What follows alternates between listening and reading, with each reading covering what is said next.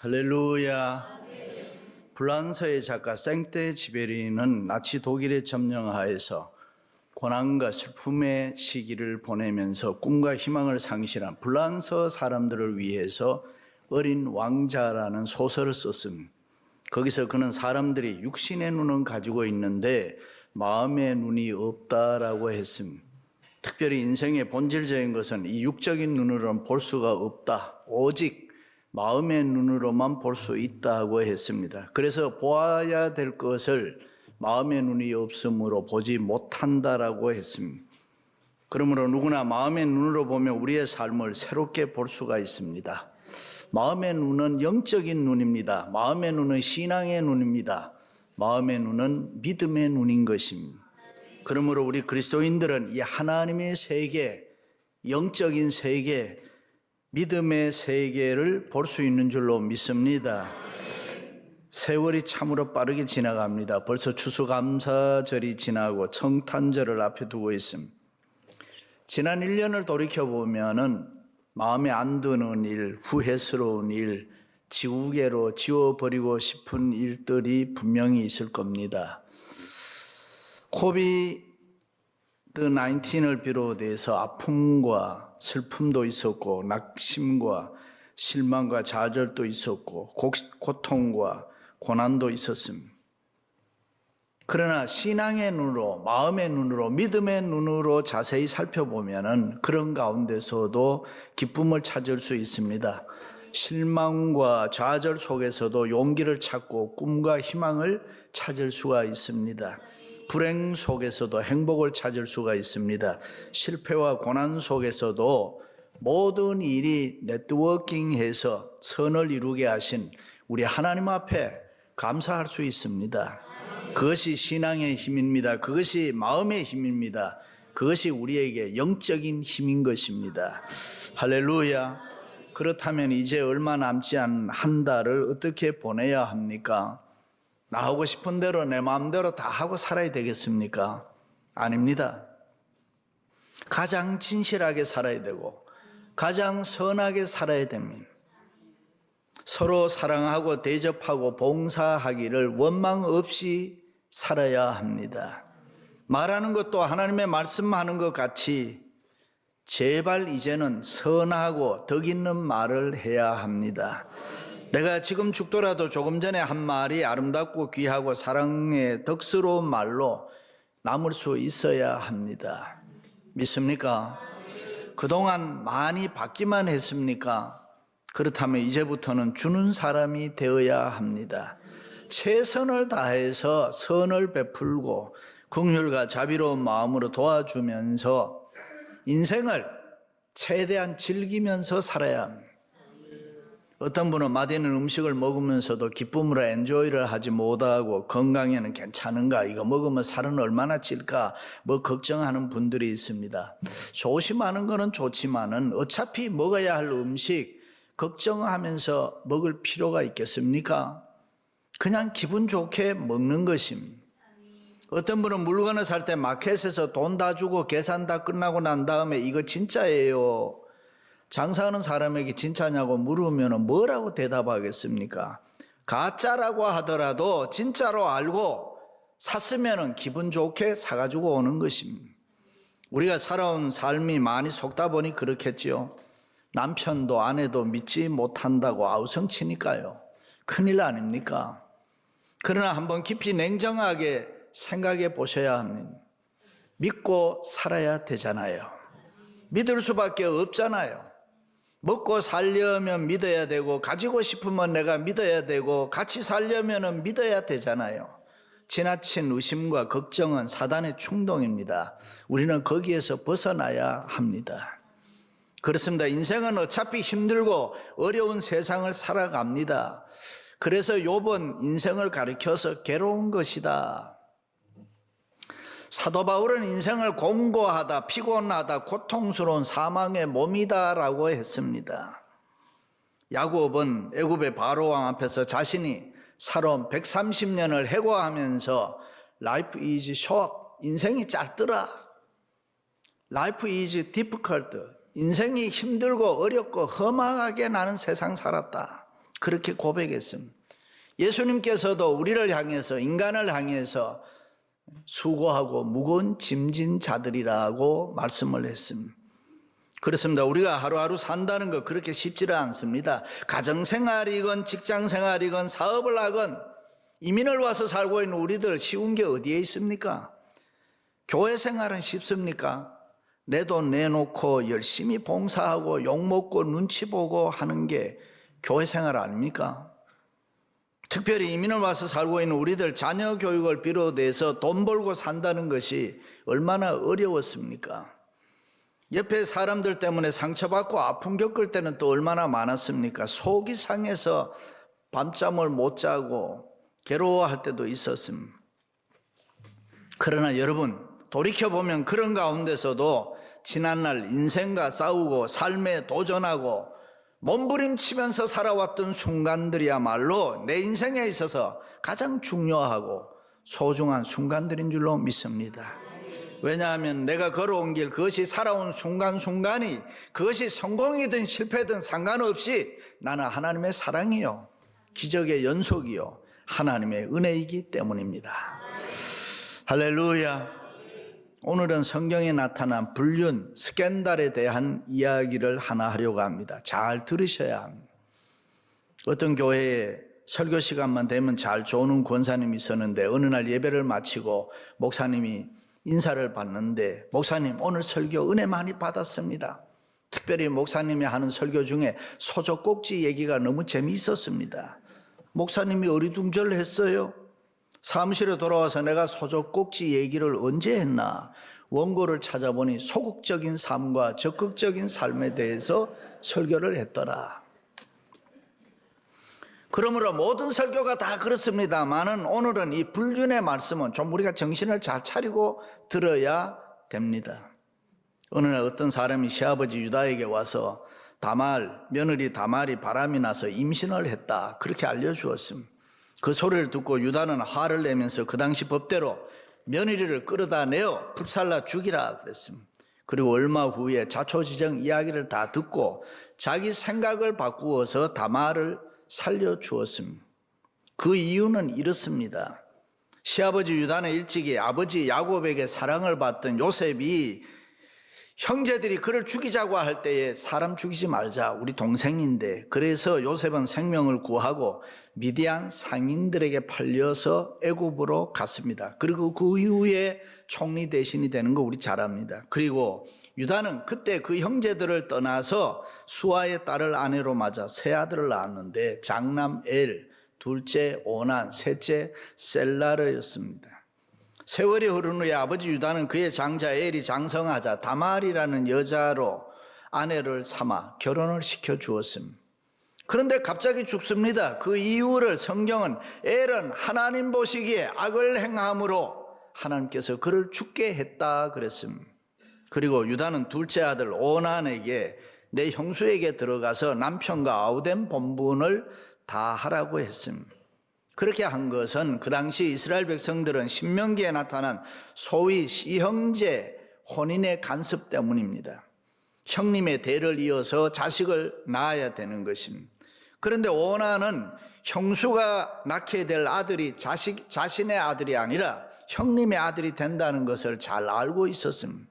그래서 그 당시 법에 따라서 형수와의 부부 생활은 하지만은 형님의 대를 이을 자식을 낳지 않겠다고 오난의 몸 밖에 설정하는 피임방법으로 가정 생활을 했습니다.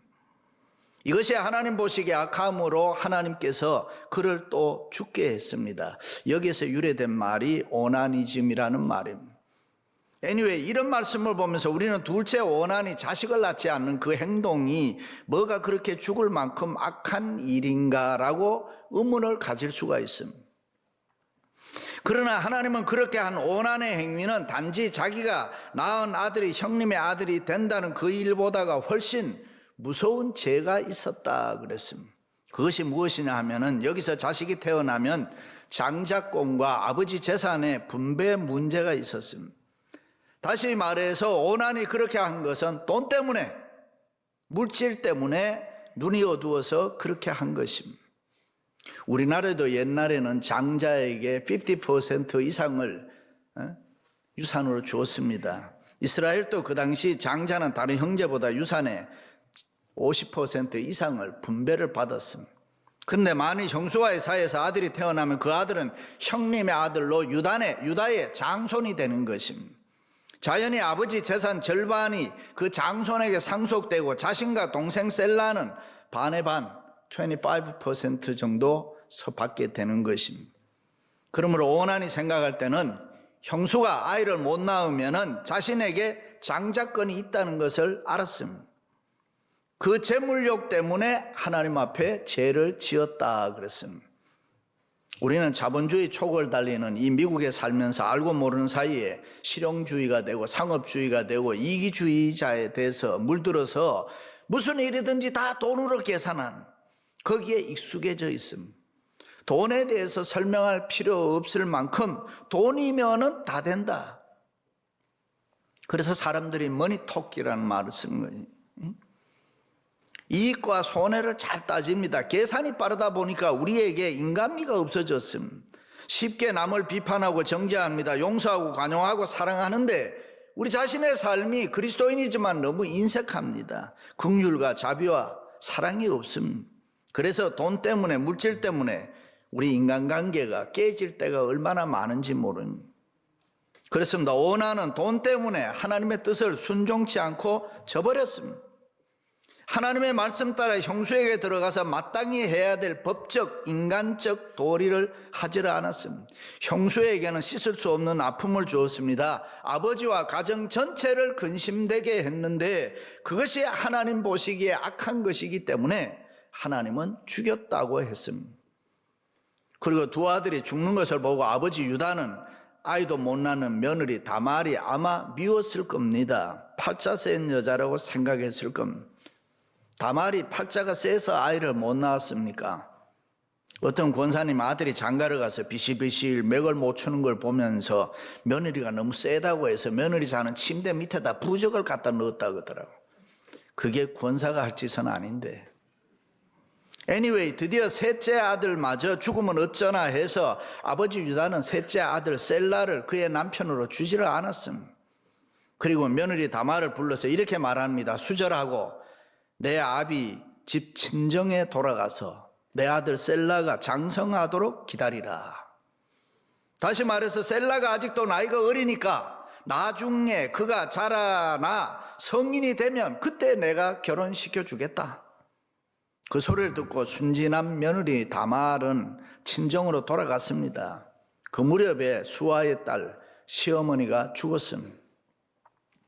그리고 세월이 많이 흘렀습니다. 다말은 시어머니가 죽고 이제나 저제나 막내 시동생을 자기에게 남편으로 줄 날만 기다리고 있습니다. 그런데 아무 소식이 없습니다.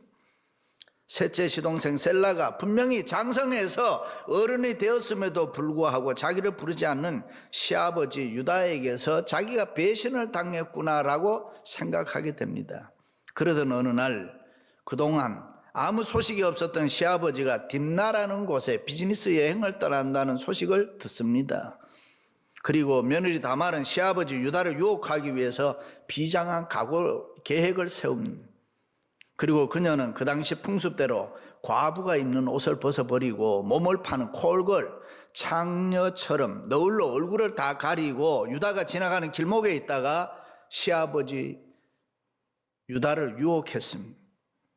아내를 잃고 오랫동안 혼자 지내던 유다는 너울로 얼굴을 가린 여자가 창녀인 줄 모르고 염소 새끼 한 마리로 하룻밤 자는 흥정을 했습니다. 거래를 했습니다. 그런데 지금 당장 염소가 없으니까 그러면 염소 새끼 받을 때까지 다말은 담보물, 전당물을 달라고 했습니다. 이름이 새긴 도장, 구멍이 뚫어 목에 건 끈, 그리고 당신이 갖고 있는 지팡이를 대신 나에게 달라. 이 여자의 그 숨은 계획을 알지 못했던 유다는 그렇게 하기로 하고 다말을 품에 안고 하룻밤 잤습니다. 그리고 얼마 뒤 유다는 집으로 돌아가 그 친구를 통해서 약속대로 염소 새끼 한 마리를 준비해서 보내면서 내 도장, 끈, 지팡이를 찾아오라고 했습니다. 그런데 그 친구가 그녀를 찾을 수가 없었습니다. 그것이 오늘 본문에 나온 말씀. 유다가 그 여자들 처음 만났던 곳에 가서 사람들에게 물어보았습니다. 이곳에 몸 파는 콜거리, 창녀가 있느냐? 그 소리를 듣고 사람들은 여기는 몸 파는 여자가 없다라고 했습니다. 유다는 계속 찾다가는 부끄러움을 당할 것 같으니까 이제 더 찾지를 않기로 하고 포기하고 돌아오라고 합니다. 그리고 그로부터 약 석 달 뒤에 어떤 사람이 유다에게 와서 그의 며느리 다말이 바람이 나서 임신했다, 그렇게 일러주었습니다. 그 소리를 듣고 유다는 노발대발하면서 나쁜 년, 이럴 수가 있느냐, 그녀를 당장 끌어내어 그 당시 법대로 불살라 죽이라고 했습니다. 그래서 다말이 유다가 보는 앞에서 사람들에게 붙잡혀서 끌려갑니다. 그때 다말이 유다에게 받았던 담보물을 보여주면서 보십시오, 이 물건의 주인으로부터 나는 임신을 했습니다. 이것들이 누구의 것입니까? 그 물건을 유다가 보았을 때에 금방 알았습니다. 그것을 보고 유다가 하는 말이 그는 나보다 옳도다. 유다의 위대함입니다. 그는 나보다 옳도다라는 말은 두 사람 중에 누가 옳은가라는 것을 가려내는 상대적인 말인 것입니다. 그렇습니다. 세상의 사람들은 항상 내가 옳고 당신은 틀렸다고 싸우면서 살 때가 많습니다. 믿는 성도들 가운데도 너 잘났니 내 잘났니 서로 자기들이 옳다고 주장하는 일이 얼마나 많은지 모릅니다. 그래서 오해와 미움, 부끄러운 일들이 우리 가운데는 많이 있습니다. 그러나 예수 믿는 우리들 유다처럼 다른 사람을 향해서 그는 나보다 옳도다, 항상 그렇게 얘기할 수 있어야 됩니다. 한 달 남은 이 한 해를 그는 나보다 옳도다라고 하는 마음으로 마무리할 수 있기를 바랍니다. 그래야 하나님의 긍휼을 덧입을 수 있습니다. 그래야 하나님의 자비와 사랑을 우리가 덧입을 수 있습니다. 그런 가정, 그런 교회, 하나님이 은혜와 복을 주실 줄로 믿습니다. 우리는 수많은 잘못과 제약이 있음에도 불구하고 그는 나보다 옳도다라는 것을 깨달을 때에, 내 마음에 진정한 그런 마음이 있을 때에 하나님께서는 모든 일이 합력해서 우리를 선하게 인도해 주시고 우리의 앞날에 시온의 대로가 활짝 열리게 해 주실 줄로 믿습니다. 사실 우리는 옳고 그름의 문제들 때문에 얼마나 많은 부딪힘이 우리의 생활 속에 있는지 모르는, 얼마나 많은 아픔과 고통이 많습니까?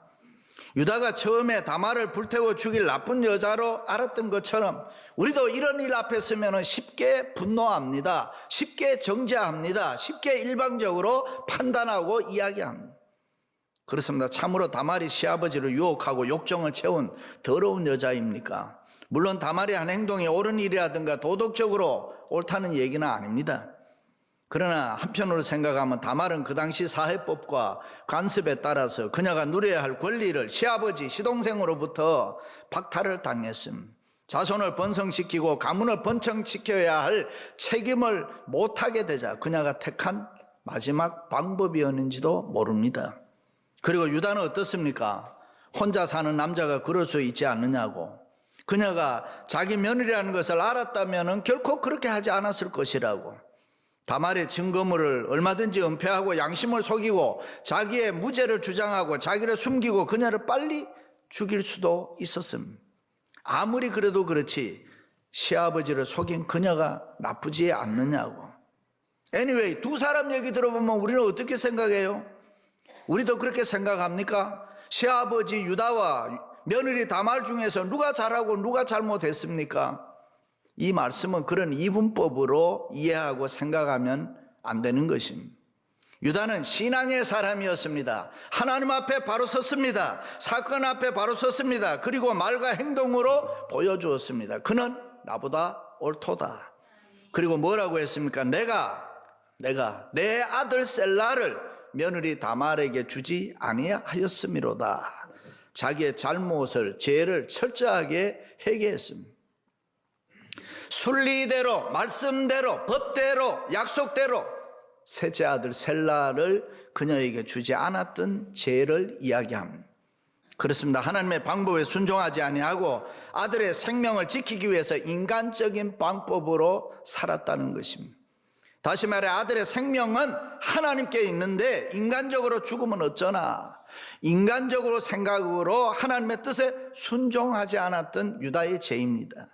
생명을 하나님 앞에 맡기지 아니하고 자기가 지키려고 했던 죄인 것입니다.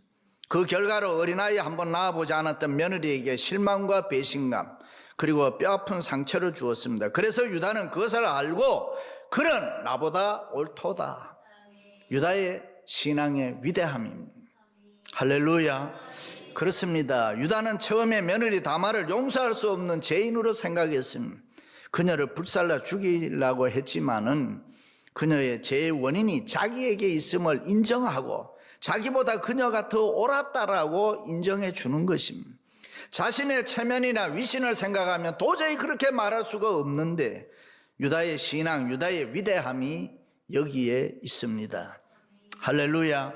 그런데 문제는 왜 이런 인간의 추악한 더럽고 민망스러운 이해할 수 없는 도저히 있을 수 없는 부끄러운 이야기를 어쩌자고 성경에 기록할 수 있느냐 하는 것입니다. 그래서 복음인 것입니다. 이 이야기가 우리에게 주는 교훈은 인간의 추악하고 더럽고 부끄러운 모습이 나타남에도 불구하고 좋으신 하나님, 위대하고 놀라운 일을 행하시는 하나님의 은혜와 축복을 우리에게 보여주기 위해서 우리가 믿는 하나님이 어떤 분이라는 것, 우리 인간을 그처럼 사랑하시는 이 하나님의 사랑을 보여주기 위해서입니다. 할렐루야. 어떤 부부가 이민을 와서 열심히 일을 했습니다. 그저 돈 버는 거 하나밖에 몰랐습니다. 더욱이 부인은 죽어라 정신없이 일만 하다 보니까 외모가 말이 아니었습니다. 참으로 가꾸지 않으니까 사람이 추하게 보였습니다. 하루는 남편이 자기 아내를 가만히 보니까 추하고 너무나 못나 보인단 말이에요. 정이 떨어져 나가서 당신 같은 사람하고 못 살겠다, 이혼하자고 시비를 걸었습니다. 흥그래 부인은 속이 상해서 헤어지겠다고 마음먹고 돈을 쓰기 시작했습니다. 사우나도 가고 지압도 받고 미장원에 가서 머리도 후가시 넣고 좋은 화장품 바르고 좋은 고급 옷 명품을 사 입고 치장하기 시작했습니다. 그런데 어느 날 남편이 무심코 자기 부인을 가만히 보니 너무 예쁘단 말이에요. 깜짝 놀라서 여보 한번 시집 왔으면 그만이지, 이혼은 무슨 이혼, 같이 살자 붙들었다는 것이. 그렇습니다. 유다는 다말을 향해서 그는 나보다 옳도다라고 하면서 그녀를 죽음에서 살려냅니다. 그리고 그녀의 뱃속에 있는 쌍둥이 두 생명이 보호를 받게 되는 것입니다. 베레스와 세라입니다. 먼 훗날 베레스의 혈통에서 누가 나타나나? 다윗왕이 나타나는 것입니다. 하나님은 유다와 다말 사이에서 부끄러운 일로 태어난 베레스이지만은 성군 다윗을 그 혈통에서 태어나게 하고 이스라엘 국가를 거기에 건설하게 되는 것입니다. 그리고 먼 훗날 베레스 다윗을 통해서 또 우리를 구원하신 예수 그리스도가 이 땅에 오시게 되는 것입니다. 유다의 그 위대한 신앙 때문에 다윗이나 예수 그리스도는 이 땅에 올 수가 있었습니다. 그렇습니다. 하나님께서는 유다의 잘못과 죄는 용서받을 수 없는 것임에도 불구하고 자신의 잘못을 솔직히 인정하고 그는 나보다 옳도다라고 하는 고백을 하나님은 귀하게 여기셨다. 그리고 그의 후손들을 통하여 은혜의 역사를 만들어 갔습니다. 할렐루야. 사랑하는 성도 여러분, 그는 나보다 옳도다. 자신의 잘못을 깨닫고 늘 상대방을 인정해 주면서 살아가시기를 주님의 이름으로 축원합니다.